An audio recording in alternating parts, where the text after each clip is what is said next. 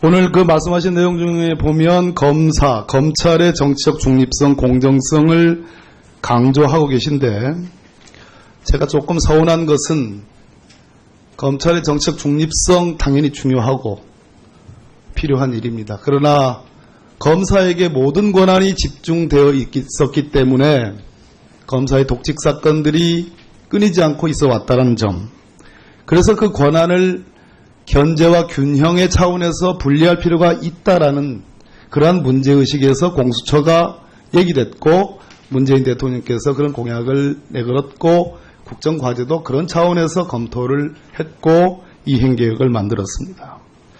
우리 후보자께서 검사에게 집중된 권한을 국민들이 어찌됐든 분리를 통해서 견제와 균형을 해달라는 그러한 요구에 대해서 잘 알고 계시죠?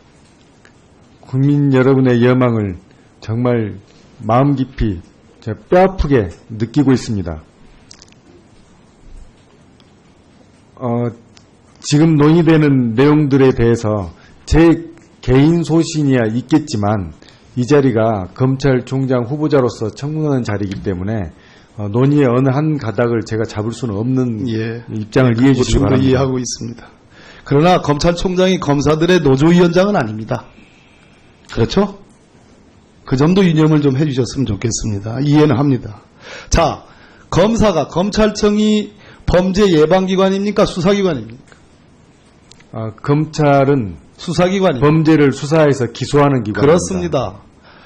저는 오늘 적폐청산, 지난 1년 동안 있었던 국정농단의 이 과정을, 지난한 과정을 견뎌내온 오늘 2017년 지금 우리 국민들이 아직도 기억에 생생하고 현재 진행되고 있고 잊을 수 없는 그 농단을 마치 앞으로 우리 검찰은 미래의 정치적 중립성과 직무상의 독립성, 그래서 청와대와 거래하지 않고 민정수석과 야합하지 않고 권력의 지시를 받지 않고 이러한 얘기들이 야당 의원님들을 통해서 나오는 거 좋다 이겁니다. 그런데 지난 1년 전에 어떤 일이 벌어졌습니까? 그 1년 전에 어떤 일이 벌어졌습니까? 우리는 잊을 수 없는 대한민국의 박근혜 대통령의 버금가는 이름 우병우 민정수석을 경험했습니다. 우병우 민정수석이 지휘하는 모든 선거법 위반 사건에서 무죄 내지는 거의 다 100만 원 이하의 형으로 끝났습니다. 생생한 일입니다. 그럼 이걸 어떻게 잊을 수 있느냐? 미래에 한해서 우리 검찰이 정치적 중립성과 직무상의 독립성을 유지해야 돼서. 그래서 문재인 대통령의 지시도 받지도 않고 민정수석과 야합하지도 않고 거래하지도 않고 전화통화도 하지 않는다면 과거에 있었던 범죄의 그 엄청난 단서와 그 흔적들에 대해서 눈 감아 주라는 얘기냐? 저 이런 질문 드리고 싶습니다. 그건 공표하지 못하다. 아무리 봐도 그건 공표하지 못한다. 왜? 검찰은 범죄 예방기관, 앞으로 있을 범죄, 문재인 정부 고위공직자들의 있을 수 있는 부정부패를 예방하는 기관이 아니고 있었던 국정농단과 적폐를 청산해서 나라를 기강을 바로잡는 그런 기관 아니겠습니까? 위원님 말씀에 땅을 치고 지금 통곡할 일이에요. 지금 좀 개인적으로 그렇습니다. 공감하실 거라고 생각합니다. 그래서 오늘 총장 후보자께서 제가 검찰총장에 취임하면 철저하게 조사해서 이 문제를 해결하겠습니다라는 정도의 추상적 원론적인 답변에도 제가 일면 공감하고 일면 또 아쉬운 대목도 있다. 이런 제 소회를 전달드리는 겁니다. 전 충청도 사람이지만 저기 전라도식 표현하면 제 마음이 폭폭하다 이런 말입니다. 왜 그렇지 않겠습니까? 더더군다나 우리 존경하는 조홍천 의원님 같은 경우는 불과 몇 년 전에 어떤 일이 있었습니까? 잊을 수 없는 역사입니다. 이 역사를 어떻게 잊고 이 정의를 바로 세웁니까? 이게 제가 갖고 있는 검찰관입니다. 자, 최동호 검찰총장 시절 2013년을 제외한 그 뒤에 김진태 검찰총장, 김순환 검찰총장 왔습니다. 조직은 안정됐습니다. 그러나 조직은 안정됐을는지 모르지만 그것은 외형적 안정이었죠. 그렇지 않습니까? 그때 무슨 일이 있었습니까? 문건 사건이 있었고 거기서 이미 예고했고 그 뒤에 결정적인 증거들이 언론을 통해서 나왔습니다. 수사에 바로 착수하지 않았습니다. 특검이 도입됐습니다. 아직도 진행하고 있습니다.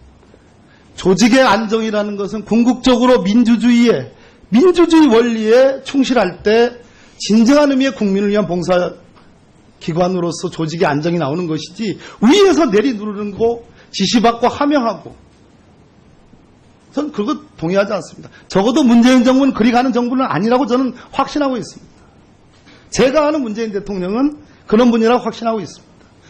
그런 문재인 대통령에서 지명받은 우리 문무일 검찰총장은 저는 그 여망을 받아서 잘 해줄 거라고 믿습니다. 위원님께서 말씀하신 사항을 유념해서 제가 검찰총장으로 임명된다면 검찰 본연의 가치, 국민 여러분께서 바라는 검찰 본연의 모습 그걸 이루어내고 끝까지 지키도록 헌신을 다하겠습니다. 그렇게 뚜벅뚜벅 간다고 할 때 그러면 그 공수처를 지향하는 법무부 장관을 막을 것입니까? 막을 생각이세요? 그건 아니지요. 그 막는다 안 막는다의 문제가 아니고 예. 공수처 문제는 우리 사회를 어떻게 하면 더 청렴한 사회로 만들고 깨끗한 예, 국가를 원론적인 건설할 얘기고요. 건지 그 문제이기 때문에 반대하십니까 그러면? 더 효율적인 제도를 찾는다는 겁니다. 효율적인 그러면 시스템을 만들겠습니다. 공수처로 기대되어지는 성과에 버금가는 대안을 준비 중에 있습니까?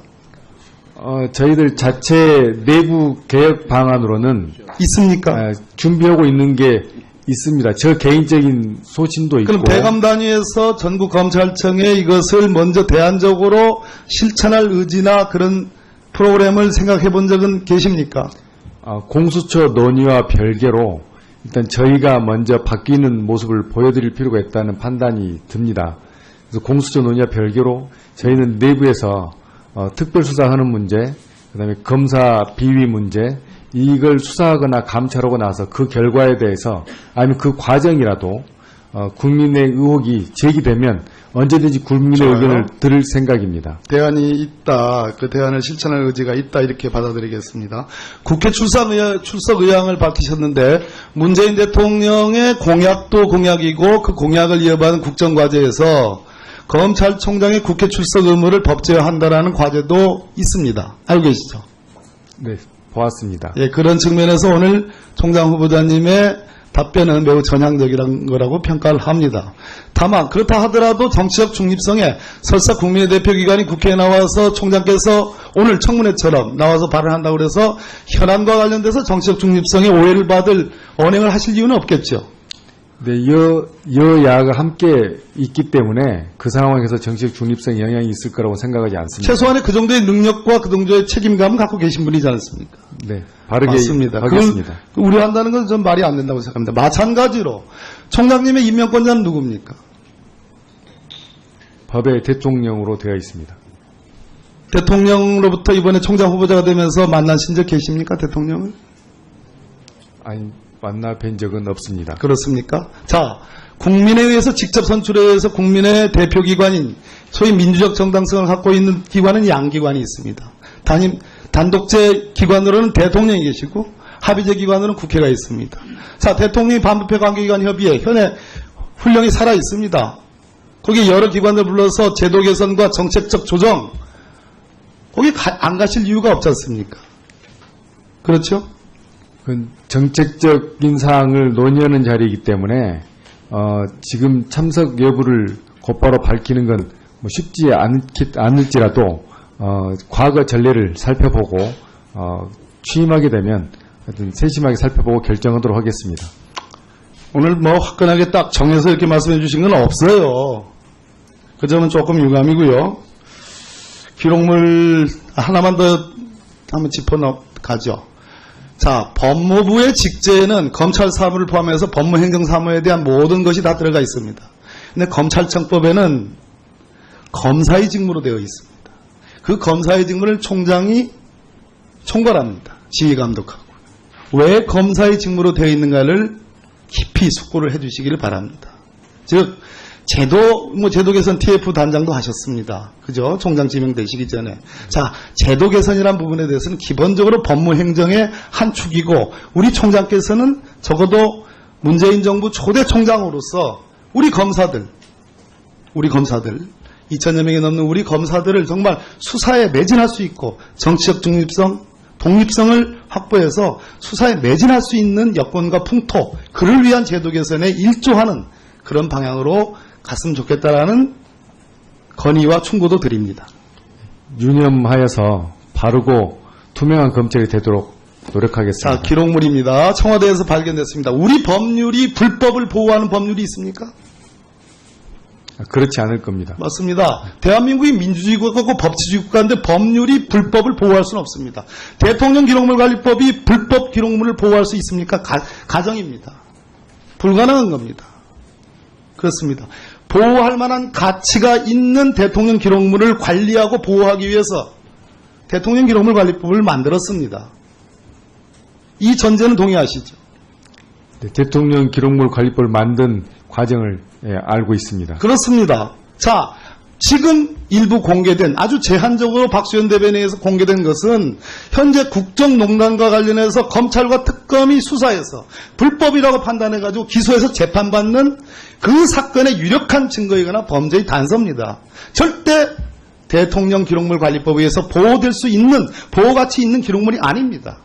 이것의 원본 문서는 전자문서 형태로 존재할 겁니다. 그 전자문서가 대통령 기록관에 없으면 오히려 대통령 기록물 관리법 위반 폐기의 책임은 박수현 대변인이 무슨 열람의 책임이 공무상 비밀문서의 책임이 얘기하는데 오히려 폐기의 책임입니다. 오히려 폐기의 책임이 있을 수 있다. 원본 문서가 있을 겁니다. 전자문서 형태로 모든 것을 마무리해 주시기 바랍니다. 처리해야 돼. 그 전자문서가 지정기록물이든 비밀기록물이든 일반기록물이든 대통령 기록관에 없다면 이것은 원본이 폐기입니다.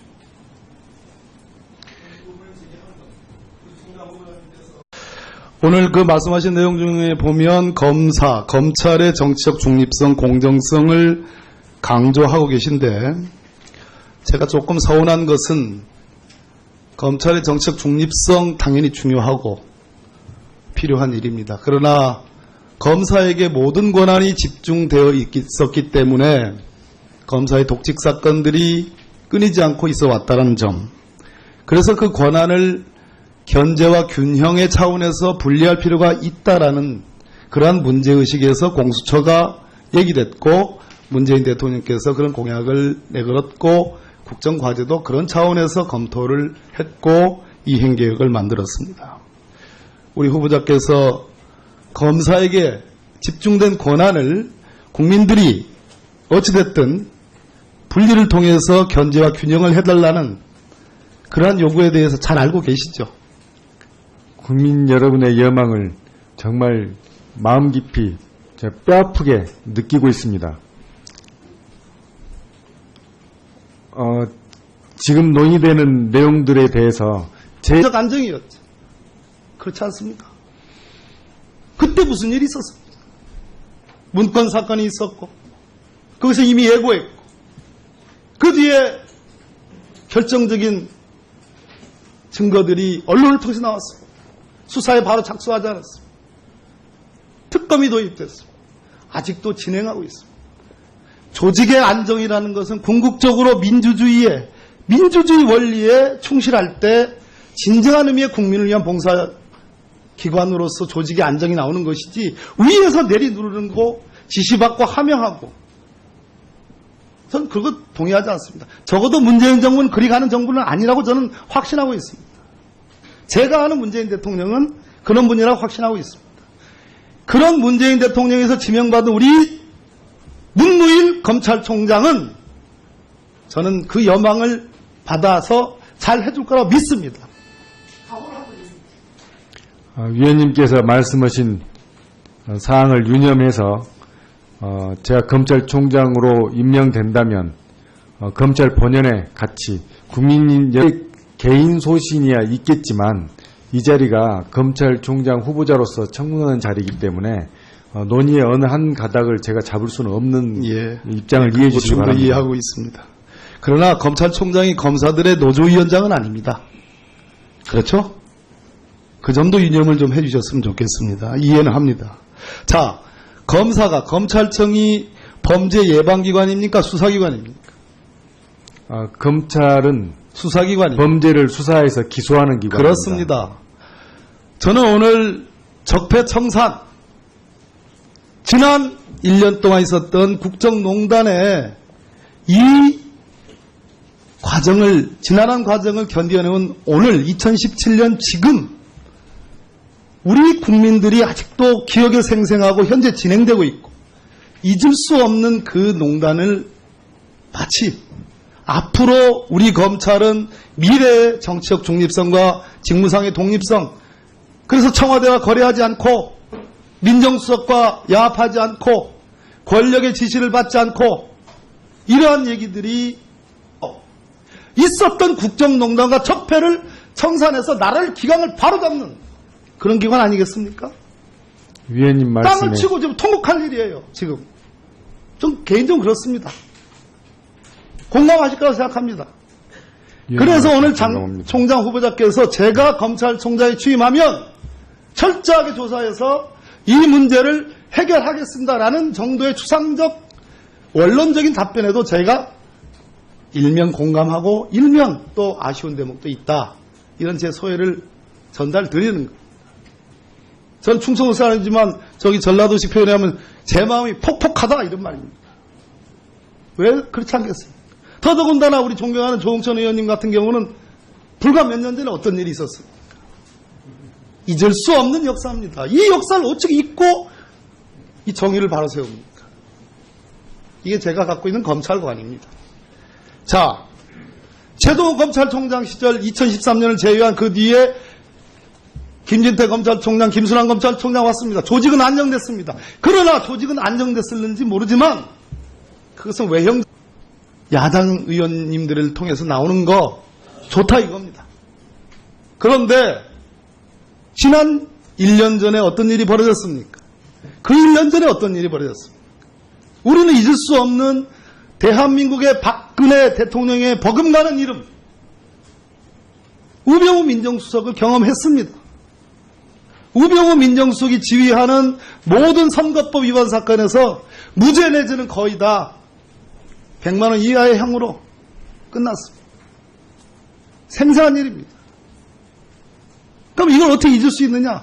미래에 한해서 우리 검찰이 정치적 중립성과 직무상의 독립성을 유지해야 돼서. 그래서 문재인 대통령의 지시도 받지도 않고 민정수석과 야합하지도 않고 거래하지도 않고 전화통화도 하지 않는다면 과거에 있었던 범죄의 그 엄청난 단서와 그 흔적들에 대해서 눈 감아 주라는 얘기냐? 저 이런 질문 드리고 싶습니다. 그건 공표하지 못하다. 아무리 봐도 그건 공표하지 못한다. 왜? 검찰은 범죄 예방기관, 앞으로 있을 범죄, 문재인 정부 고위공직자들의 있을 수 있는 부정부패를 예방하는 기관이 아니고